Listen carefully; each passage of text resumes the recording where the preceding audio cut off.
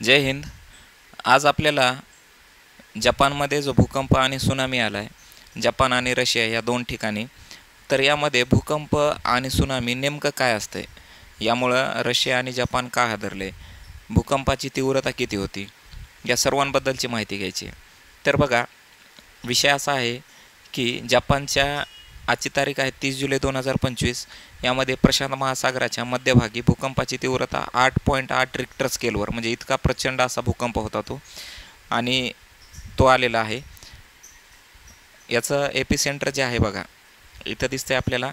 एपिसेंटरचा विचार जर केला तर 8.8 मॅग्निट्यूडचा भूकंप आहे, जो की जपानच्या बाजूला असणाऱ्या, इथं बघा हा देश आहे रशिया, इथं आहे जपान. ठीक आहे, रशिया आणि जपान या दोघांच्या मध्ये जर बघितलं तर या भागामध्ये दिसतंय तुम्हाला हा जो आहे कामचटका प्रायद्वीप, कामचटका प्रायद्वीप. ठीक आहे, तर ह्या कामचटका प्रायद्वीपपासून जर बघितलं तर इथून जवळपास 35 किलोमीटरच्या अंतरावरती, ठीक आहे, 35 किलोमीटरच्या अंतरावरती समुद्राच्या खाली हे ठिकाण आहे. कामचटका प्रायद्वीपपासून 35 किलोमीटरच्या जवळपास, 30 ते 35 किलोमीटरच्या जवळ पाण्याच्या खाली या भागामध्ये काय झालं आहे, हा भूकंप आलेला आहे. आणि या भूकंपामुळे काय झाले, जपानमध्ये जर बघितलं तर टोकियो, जपानमध्ये टोकियो आहे, त्याच्यानंतर ओसाका आहे, आणि त्यानंतर सेंदाई प्रायद्वीप आहे. ठीक आहे, या ठिकाणी आपल्याला सगळ्यात जास्त हा जो भाग आहे हा जलमग्न झालेला पाहायला मिळतो. आणि त्याच्यानंतर रशियाच्या बाजूने जर विचार केला तर बघा, रशियामध्ये कामचटका प्रायद्वीप आहे, त्याच्यानंतर रशियामध्ये किनारी भाग जो आहे, ठीक आहे, पूर्व रशियाचा, या भागामध्ये आपल्याला जबरदस्त याचे परिणाम पाहायला मिळतात. तर आता नेमका हा सुनामी आला आहे कशामुळं, तर ते समजून घेऊया. बघा, सुनामी येण्यासाठी महत्त्वाचे असे दोन कारणं आहेत. सुनामी येण्यासाठी महत्त्वाचे दोन कारणं, त्यामधलं पहिलं कारण जर बघितलं तर एक आहे भूकंप. आता भूकंप काय येतोय, भूकंप येण्यामागे सगळ्यात महत्त्वाची गोष्ट जर बघितली तर बघा, ही आपली पृथ्वी आहे आपण समजू. तर पृथ्वीच्या सगळ्यात मध्ये पृथ्वीचा कोर असतो, ज्याच्यामध्ये लावारस आहे, आणि त्याच्यावरती जर बघितलं, लावारसाच्या वरी, पृथ्वीच्या वरती जर बघितलं, लावारसाच्या वरचा जो भाग आहे याला आपण म्हणतो मॅन्टल. काय म्हणतो, मॅन्टल. आणि मॅन्टल किंवा ह्याचं दुसरं नाव आहे प्रावरण. ठीक आहे, आणि ह्याच्यावरती जिथं आपण राहतो सगळ्यात वरचा भाग, त्याला म्हणायचं क्रस्ट. सगळ्यात वरती जिथं आपण राहतो हा भाग काय आहे, क्रस्ट आहे, किंवा ह्याला भूकवच पण म्हणतात. तर हा जो भाग आहे इथं आपण राहतो सगळे, बरोबर आहे. तर आता काय विषय आहे बघा, याच्यासाठी तुम्हाला हे समजून घेण्यासाठी आपल्या दुधाचं उदाहरण घेऊ. दूध ज्यावेळेस आपण पातेल्यामध्ये ठेवतो आणि त्या दुधाला गरम करतो, ठीक आहे, दुधाला गरम करतो, त्याला उकळतो. उकळल्यानंतर काय होतं आहे की ज्या दुधामध्ये हे कोर आहे, ठीक आहे, कोर कशापासून बनलेला असते, तप्त अशा लावारसापासून. याला गाभा पण म्हणतात. गाभ्याचे दोन प्रकार आहेत, इनर कोर आणि आउटर कोर, आतील गाभा आणि बाह्य गाभा. ठीक आहे, त्याच्यानंतर दुसरा जो आहे याला प्रावरण म्हणतात. हे लक्षात ठेवा, याच्यावरती प्रश्न येतात आपल्याला. ठीक आहे, आणि सगळ्यात वरती आहे भूकवच. तर असे पृथ्वीचे 3 भाग करता येतात आपल्याला. सगळ्यात आत आहे कोर आहे, कोरच्या वरती जर बघितलं तर प्रावरण आहे, प्रावरणच्या वरी आहे भूकवच, भूकवचावर आपण राहतो. तर जसं मी आता तुम्हाला काय सांगितलं की दुधाचं उदाहरण घेऊ आपण. ठीक आहे, तर समजा हे पातेलं आहे, याच्यामध्ये आपण दूध घेतलं आहे. या दुधाला ज्यावेळेस आपण गरम केलं, गरम करून ज्यावेळेस दूध थंड करतो तर त्यावेळेस असे काहीतरी आपल्याला त्याच्यावरती साय जमा झालेली दिसते, बरोबर आहे. काय दिसते आपल्याला त्याच्यावरती, साय जमा. ही साय कशापासून झालेली आहे, दुधापासूनच झालेली, बरोबर. फक्त काय असते, ती जरा जास्त जाड असते. आणि ह्याच जाडीला जर आपण विचार केला तर बघा, पृथ्वीच्या वरती हे भूकवच असेल, किंवा हे जे मॅन्टल आहे आणि हे जे कोर आहे, मॅन्टल आहे, प्रावरण आहे, आणि त्याच्यावरचा भूकवच. हे भूकवच कशापासून तयार झाले माहिती आहे, हे जे कोरमध्ये जे लावारस आहे, हे लावारस या भागामध्ये थंड झाला, पुन्हा ह्याच्यावरची सगळ्यात वरी अगोदरची ही परत थंड झाली, त्याच्यानंतर हा लेअर थंड झाला, त्याच्यानंतर हा लेअर थंड झाला, हा झाला, हा झाला, आणि असं ज्या भागापर्यंत हे थंड होत गेलं, इथं एक अशी कडकवालं ठोस अशी दगडांचं रूपामध्ये याचं अग्निजन्य खडकामध्ये याचं रूपांतर झालं, ठीक आहे. आणि ह्याच्यापासून बनली प्लेट ज्याच्यावर आपण राहतो. तर पृथ्वीवरती अशा एकूण 7 प्लेट आहेत, ठीक आहे. किती आहेत? 7 प्लेट आहेत. त्याच्यावर आपण नंतर एखाद्या वेळेस चर्चा करू. तर पृथ्वीवरती अशा भूखंडाच्या किती 7 प्लेट आहेत, ठीक आहे. आणि उरलेल्या भागामध्ये कुठेतरी इथं समुद्र असेल, समजा समुद्र झाल्यानंतर आणखी एखादी दुसऱ्या देशाची प्लेट असेल, असं पृथ्वीची एकूण रचना आपल्याला पाहायला मिळते.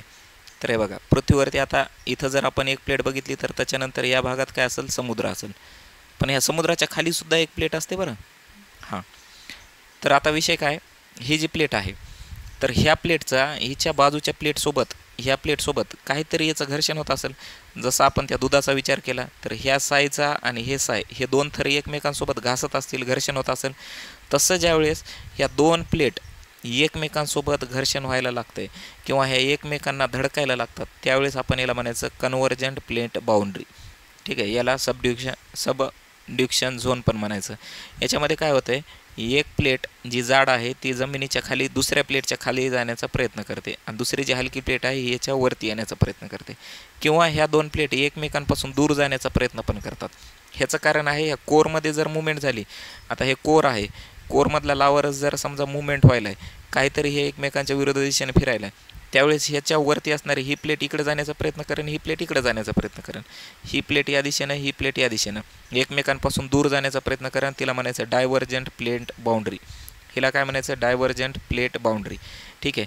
आणि तसंच ह्या जर प्लेट एकमेकांच्या विरुद्ध दिशेनं जाण्याचा प्रयत्न करतील, या प्लेट एकमेकांच्या विरुद्ध दिशेनं जाण्याचा जर प्रयत्न करत असतील तर ह्यांना ट्रान्सफॉर्म प्लेट बाउंड्री म्हणायचं. आजचा जो भूकंप आला होता या सबड्युक्शन झोनमध्ये आलेला आहे, ठीक आहे. या भागामध्ये जर बघितलं तर हा जो तुम्हाला दिसतोय याला म्हणतात ring of belt. Ring of belt, या रिंग ऑफ बेल्टचं वैशिष्ट्य असं आहे, या रिंग ऑफ बेल्टमध्ये या भागामध्ये असणारी अमेरिकन प्लेट, ठीक आहे. या भागामध्ये असणारी कोणती प्लेट आहे? American plate. आणि इकडं जी आहे ही प्लेट आहे युरेशियन प्लेट. युरेशिया, रशिया आणि आशिया ह्या 2 देशांमध्ये जी प्लेट आहे तर ह्या प्लेटमध्ये नेहमीच मूवमेंट होत असते, ठीक आहे. ह्या प्लेटमध्ये काय होतं आहे? नेहमी मूवमेंट होत असते. तर ह्यांच्या मूवमेंटमुळं जपानच्या भागामध्ये किंवा रशियाच्या पूर्वेकडच्या भागामध्ये आपल्याला नेहमीच भूकंप, सुनामी आलेले पाहायला मिळतात, ठीक आहे. ह्या गोष्टी लक्षात आल्या तुम्हाला. आता ह्या 2 गोष्टीचा परिणाम कशामुळे होते? आणि एक गोष्ट आणखी याच्यामध्ये जर पाहिली तर हा जो भूकंप आहे, आता ह्या प्लेटच्या मूवमेंट झाल्यात ना, ह्या प्लेटच्या मूवमेंट झाल्यामुळं काय होते? भूकंप येते. आता भूकंप म्हणजे काय बघा, कंप म्हणजे थरथरणे, कंप म्हणजे काय? थरथरणे. तर पृथ्वीच्या आतील भागामध्ये ज्या हालचाली होतात आणि या हालचालींमुळे निर्माण होणाऱ्या लाटांमुळे ह्याच्यामुळे निर्माण होणारे तरंग म्हणा, लाटा म्हणा, ह्या ज्यावेळेस जमिनीवर येतात, आता ह्याची काहीतरी मूवमेंट झाली, ठीक आहे. ह्या 2 प्लेटमध्ये मूवमेंट झाली. ह्या मूवमेंट झाल्यामुळं असा एखादा पॉईंट असेल सेंटर, इथं व्हायब्रेशन जास्त होईल, थरथरणं होईल, कंप होईल. आणि हे कंप ज्यावेळेस जमिनीवर येतं आहे, हे कंप ज्यावेळेस जमिनीवर येऊन आदळतात तर हा जो पॉईंट असेल या पॉईंटला म्हणायचं एपी सेंटर. भूकंपाचं याला काय म्हणायचं? एपी सेंटर म्हणायचं, ठीक आहे. एपी सेंटर म्हणजे काय की जमिनीच्या आतील हालचालीमुळं निर्माण होणाऱ्या कंप किंवा लाटा किंवा तरंग जमिनीवर येतात आणि जमिनीवर होणारी त्याच्यामुळं जे काही जमिनीचा पृष्ठभाग कापायला लागतो, जमीन फाटायला लागते आणि इमारती कोसळतात, याला म्हणायचं भूकंप. ह्याला आपण काय म्हणतो? भूकंप. कळालं का? तर हे असते भूकंप. भूकंपाच्या तयार होण्याचे मेन 2 कारणं आहे. मेन कारणं बघितलं तर ह्याच्यामध्ये सगळ्यात महत्त्वाचं पहिलं आहे ह्या 2 प्लेट आहेत ना, ह्या प्लेटचं मुवमेंट. प्लेटचं काय आहे? मुवमेंट. ह्या प्लेटची मुवमेंट झाली की भूकंप येणार. याला टेक्टॉनिक प्लेटची हालचाल म्हणायचं. आणि दुसरं आहे ज्वालामुखी उद्रेक. हे एक कारण आहे आणि दुसरं आहे ज्वालामुखीमुळे होते. तर ज्वालामुखी तुम्हाला माहिती आहे, ज्यावेळेस हा लावरस इथून बाहेर यायला लागतोय, बाहेर येण्याचा प्रयत्न करते, त्यावेळेस ज्वालामुखी येते. ह्या 2 कारणामुळे काय होतं आहे? भूकंप येत असतात. आणि प्लेट्सचा आणि भूकंपाचा विचार जर केला तर बघा, टेक्टॉनिक प्लेट आणि भूकंप यांच्यामध्ये पृथ्वीच्या भूपृष्ठाखालची ज्या प्लेट आहेत त्या सतत हालत असतात आणि त्या एकमेकांवर आदळल्या किंवा एकमेकांच्या बाजूला सरकल्या किंवा एकमेकांपासून दूर जाण्याचा म्हणजे विभाजित झाल्याचा प्रयत्न करतात, ठीक आहे. याला कन्व्हर्जंट प्लेट म्हणतो, त्याला डायव्हर्जंट प्लेट, यालाच कन्व्हर्जंट प्लेट म्हणायचं, ह्यालाच आपण कन्व्हर्जंट प्लेट म्हणतो, डायव्हर्जंट प्लेट म्हणतो आणि ट्रान्सफॉर्म प्लेट म्हणतो. तर ह्या गोष्टी होत असल्या की ह्यांच्यामधून ऊर्जा बाहेर पडते, ती तरंगाच्या स्वरूपात. ते ऊर्जा, ते तरंग ज्यावेळेस पृथ्वीच्या सरफेसवर येऊन आदळतात त्याच्यापासून बनते भूकंप. या पॉईंटला भूकंप नाभी, त्यालाच एपी सेंटर म्हणतात, ठीक आहे. आणि नाभीपासून भूकंप लहरी तयार होतात. आता किती, तर याच्यामध्ये जर बघितलं तर 3 प्रकारच्या लहरी असतात. किती प्रकारच्या लहरी आहेत? 3 प्रकारच्या. ठीक आहे. कोणत्या कोणत्या आहेत बघा त्या. याच्यामध्ये जर पाहिलं तर भूकंप लहरीचा विचार केला आपण तर सगळ्यात महत्त्वाच्या 3 लहरी आहेत. आता ही डायग्राम तुम्हाला लक्षात आली असेल म्हणून ह्या डायग्रामवरती मी सांगण्याचा प्रयत्न करतो तुम्हाला. तर बघा, सगळ्यात पहिल्यांदा असतात पी वेव्ज. पी वेव्ह म्हणजे काय? या 2 भागामध्ये जी हालचाल झाली होती, इथून जी लाट आली पहिल्यांदा, इथून जी पहिल्यांदा लाट जमिनीवरती येईल, ही जी लाट असेल तर हिला म्हणायचं पी वेव्ज किंवा प्रायमरी वेव्ज. आता ही पहिल्यांदा आली ना, ही जास्त धोकादायक नसते. ठीक आहे. प्रायमरी वेव्ह जास्त धोकादायक नाही. हिच्यानंतर जी येणारी आहे दुसरीवाली एस वेव्ज, एस वेव्हला म्हणायचं सेकंडरी वेव्ज. हिची येण्याची जी स्पीड असते ही थोडी मंद असते किंवा थोडी स्लो असते. ही थोडी स्लो असते पण सगळ्यात जास्त घातक असते. ही जी एस वेव्ह आहे ना सेकंडरी, ही सगळ्यात जास्त घातक असते, घातक वेव्ह. आणि त्याच्यानंतर तिसरी जी आहे याला म्हणायचं एल वेव्ह. एल वेव्हला दुसरं नाव आहे सरफेस वेव्ह. एल वेव्हला काय म्हणायचं? Surface wave. आणि ही जी सरफेस वेव्ह आहे ही सर्वाधिक नुकसान करते. सर्वाधिक नुकसान कोण करते? एल वेव्ह सर्वाधिक नुकसान करते. तर आपल्याला प्रश्न येते की P wave, S wave, L wave यामध्ये सगळ्यात जास्त नुकसान कोण करते? तर एल वेव्ह करते. ठीक आहे. कारण ही 2 सरफेसवरती येत असते. त्याच्यानंतर जर बघितलं तर सगळ्यात स्लो कोणती असेल तर एस वेव्ह आहे. सगळ्यात फास्ट कोणती असेल तर पी वेव्ह आहे. हे याचे 3 प्रकार आहेत. हे महत्त्वाचे आहेत. याच्यावरती प्रश्न येते आपल्याला. पुन्हा दुसरे जर बघितलं तर सुनामी कशी येते. आता ज्यावेळेस तुम्ही इथं पाहता याच्यामध्ये ही एक प्लेट दिसते तुम्हाला, इथं एक दुसरी प्लेट आहे. ह्या 2 प्लेटमध्ये काहीतरी मूवमेंट व्हायले, बरोबर आहे. ह्या मूवमेंटचं मुळं काय होणार आहे? व्हायब्रेशन तयार. आणि हे व्हायब्रेशन काय होणार? असे वरती येण्याचा प्रयत्न. आणि वरती याच्यावर जमीन नाही. जमीन नसल्यामुळे याच्यावरती काय? समुद्र आहे. समुद्राच्या पाण्यावरती येऊन खालच्या दिशेने ह्या पाण्याला वर ढकलण्याचा प्रयत्न करणार. आणि ज्यावेळेस या पाण्याला वर ढकलतात तर पाणी वर म्हणजे आभाराकडे तर जाऊ शकत नाही, तर हे पाणी येणार किनाऱ्याच्या दिशेनं. आणि ज्यावेळेस हे किनाऱ्याच्या दिशेनं पाणी यायला लागते यालाच म्हणायचं सुनामी. ह्याला काय म्हणायचं? सुनामी. याच्यामध्ये जर बघितलं तर ह्यांची जी उंची आहे ते 50 ते 70 मीटरपर्यंत, म्हणजे जवळपास 150 फूट. ठीक आहे. ते 200 फूट इतक्या उंच अशा लाटा यायला लागतात.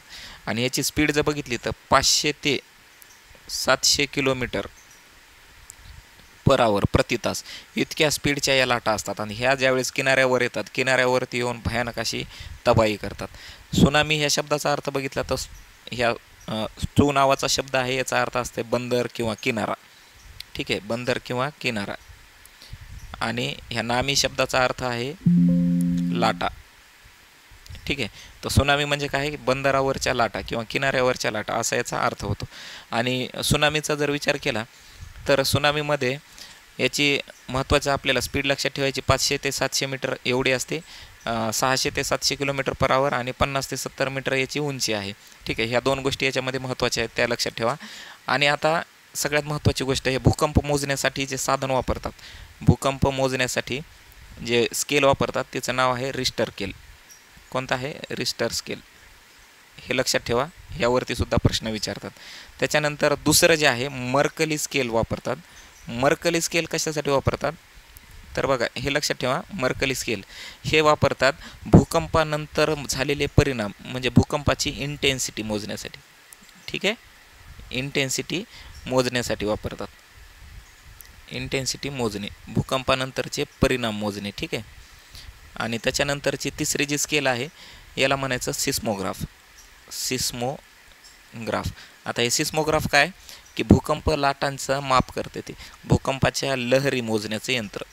भूकंपाच्या लहरी किंवा वेव्ज ह्याला जे मोजतं आहे ना ते यंत्र आहे, मोजणे किंवा मापन करणारे यंत्र. ठीक आहे. सिस्मोग्राफ म्हणजे लहरी, भूकंपाच्या वेव्ज मोजणारे यंत्र आहे. मर्कली स्केल म्हणजे भूकंपाची इंटेन्सिटी मोजणारे यंत्र आहे. आणि रिश्टर स्केल भूकंपाची तीव्रता मोजते. ठीक आहे. मॅग्निट्यूड मोजते. हे काय मोजते? मॅग्निट्यूड. तर ही काय भूकंपाबद्दलची आणि सुनामीबद्दलची महत्त्वाची अशी माहिती होती. आपल्याला परीक्षेच्या अनुषंगाने ह्याच्यामधल्या पी वेव्ज, एल वेव्ज आणि एस वेव्ज याबद्दल विचारतात. ह्या सगळ्या स्केल विचारतात. आणि सुनामीबद्दल त्याची स्पीड किती असते, त्याच्या लाटांची तीव्रता काय असते आणि ते तयार कसे होतात, ही आपल्यासाठी महत्त्वाची माहिती आहे. आणि त्यासोबतच जपानमध्ये जो सुनामी आला आहे, रशियामध्ये जो सुनामी आला आहे, इथल्या देशांमध्ये जर विचार केला तर इतकी प्रचंड अशी चांगली वैज्ञानिक प्रगती त्यांनी केलेली आहे की इतका मोठा 8.8 मॅग्निट्यूड तीव्रतेचा जरी तिथं भूकंप आला आहे, ठीक आहे, 8.8 मॅग्निट्यूडचा भूकंप जरी आला आहे तरी तिथं जीवितहानी आणि आर्थिक हानी जास्त प्रमाणामध्ये होत नाही. कारण तिथल्या जे काही गव्हर्नमेंट आहे तिथल्या लोकांनी विज्ञानावरती भरपूर काम केले, विज्ञानाची प्रगती केली. ते कोणत्या देवाच्या भरोश्यावर बसत नाहीत. ते काय करतात, स्वतः विज्ञानाचा वापर करून तशी यंत्रणा तयार करतात की जेणेकरून कमीत कमी नुकसान होईल. आणि आतापर्यंत पण बघा ना, जेव्हा जेव्हा माणसावरती संकट आले त्यावेळेस माणसाला फक्त विज्ञानानं वाचवले. त्यामुळे जपान आणि रशियामध्ये त्यांच्याकडे तेवढी प्रगत टेक्नॉलॉजी आहे की ते ह्याच्यामधून इझिली बाहेर निघतील, त्याबद्दल काय वाद नाही. पण तरी तिथं जर काही नुकसान होत असेल तरी तिथल्या लोकांना आणि तिथल्या जे काही गव्हर्नमेंट आहेत या गव्हर्नमेंटला ह्याच्यामधून बाहेर निघण्यासाठी सर्वांनी मदत करणे अशी आपण आशा करूत की तिथं जास्त नुकसान होणार नाही. ठीक आहे, तर भेटूया नेक्स्ट व्हिडिओमध्ये. धन्यवाद.